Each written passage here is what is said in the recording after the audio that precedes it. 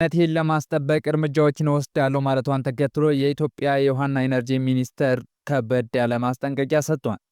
ምንድነው? አብረን እንሰማለን። አቶ ገዱ አንዳርጋቸው በአሜሪካ ፓርኪንግ ስራ መጀመሩ መባሉ አነጋገሪያ ሆኗል።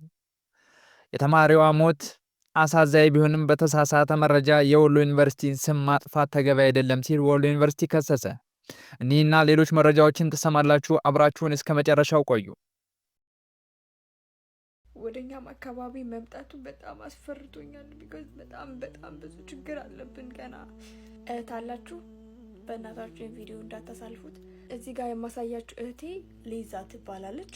ተወልዳ ያደገችው ራያ ቆቦ ሲሆን የኮሌጅ ትምህርቷን ለመማር ትገኘው ደሴ ነበረ።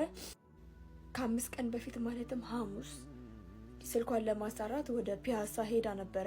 እናም ለመጨረሻ ስልክ ያወራችው ከጓደኛዋ ጋር አሰርታ እየተመለሰች እንደሆነና ቧንቧ እንደደረሰች ነግራት ነበረ። ከዛ በኋላ ግን ጓደኛዋ መልሳ በመደወል ልታገኛት ስላልቻለች በተደረገው ፍለጋ ከምሽቱ 3:10 አካባቢ ላይ በጣም አሰቃቂ በሚባል ሁኔታ ተደፍራ ተደብድባ ተጥላ ነው የተገኘችው። እና ይችላችን በጣም ገና ትንሽዬ ልጅ ነች።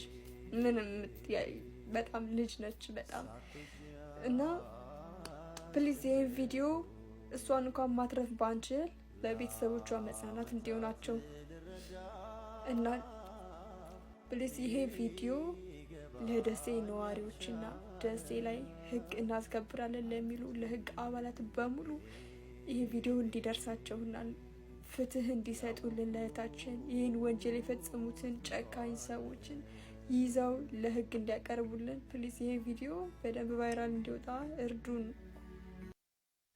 ግብጽ የውሃ ደህንነትን ለማስጠበቅ እርምጃዎችን ወስዳለሁ ማለቷን ተከትሎ የኢትዮጵያ የውሃና ኢነርጂ ሚኒስቴር የግብጽን ባለስልጣናት በታላቁ የኢትዮጵያ ህዳሴ ግድብና በአባይ ወንዝ ተፋሰስ ዙሪያ በቅርቡ የሰጧቸውን መግለጫዎች ጥላቻ የሚቀሰቅስና የቀይ ግዛት ዘመን አስተሳሰብ የሚያንጸባርቅ ሲል በአጽንኦት አውግዟል።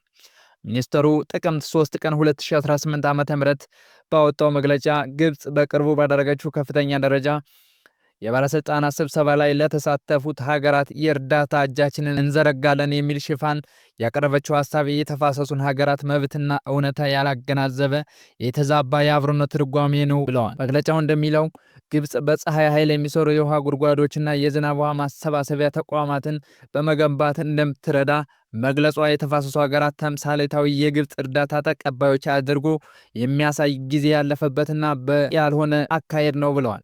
ሚኒስተሩ እንዳለው እውነተኛ አብሮነት ሊጋራ የሚችለው ሁሉም የተፋሰሱ ሀገራት የጋራ የሆኑ የአባይ ወንዝ በፍትሃዊና በልክ በመጠቀም ህጋዊ መብቶቻችንን ስናስከብር ብቻ ነው ብለዋል። ሚኒስተሩ ግብጽን የቀይ ግዛት ዘመን ስምምነቶችን መሰረት በማድረግ የበላይነቷን ለመጫን እንደምትሞክር ባለፉት የሶስትዮሽ ድርድር ወቅትም በቅን ልቦና ተደራድራ እንደማታውቅ ካሰዋል። የግብጽ አካሄድ በዛቻ ስድብና የማተራመስ ድርጊቶች የተሞላ መሆኑን የገለጸው መግለጫው ግብጽ ሱዳንን ወደ ራሷ የፈጠረችው ችግር ውስጥ ለመክተት እንደምትሞክርም ጠቁሟል። በተቃራኒው ኢትዮጵያ የህዳሴው ግድቡን በዓለም አቀፍ ከፍተኛ የሙያ ደረጃ እያስተዳደረች መሆኑን እንደ አረንጓዴ አሻራ ያሉ ፕሮጀክቶቿን ለሌሎች ትምህርት ሊሆን እንደሚገባ ገልጿል።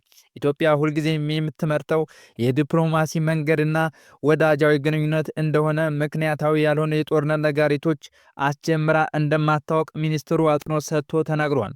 ሚኒስተሩ ለችግሩ ብቸኛ መፍትሄ ግብጽ ከተቀሩት የአፍሪካ ወንዝ ተጋሪ ሀገራት ጋር በእኩልነት በቅን ልቦና በቀጥታ ስትደራደር ብቻ መሆኑን አስታውቋል። ወደ ሌላ መረጃ ስናልፍ አቶ ገዱ አንዳርጋቸው በአሜሪካ ፓርኪንግ ስራ ጀመሩ መባሉ መነጋገሪያ ሆኗል።